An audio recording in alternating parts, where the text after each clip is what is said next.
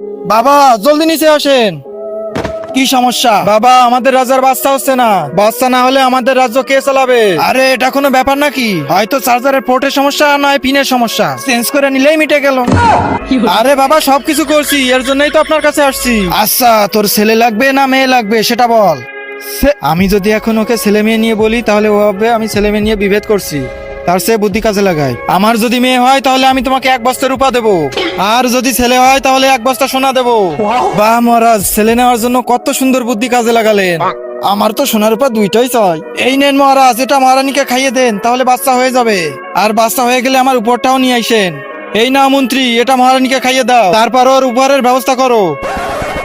মহারাজ আপনি বাবা হয়ে গেছেন। কি বলো, ছেলে না মেয়ে? উপহার দেখলেই বুঝতে পারবেন। আচ্ছা, তার আগে তুমি যদি মা বাবাকে ভালোবেসে থাকো তাহলে ভিডিওটাতে একটা লাইক করে চ্যানেলটা সাবস্ক্রাইব করে দাও। আর যদি না করো তাহলে ভাববো তুমি তোমার মা বাবাকে ভালোই বাসো না। এই নাও তোমার উপহার। মন্ত্রী সোনার রূপা দুইটাই কেন দিচ্ছ?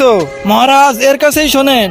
মহারাজ আমার সোনার রূপা দুইটাই দরকার ছিল, এজন্য আমি আপনাকে ছেলে আর মেয়ে দুইটাই মিক্স করে দিছি। হ্যাঁ মহারাজ, আপনার হিজড়া সন্তান হইছে। শালার বাবা তুই এটা কি করলি? তোকে তো আজকে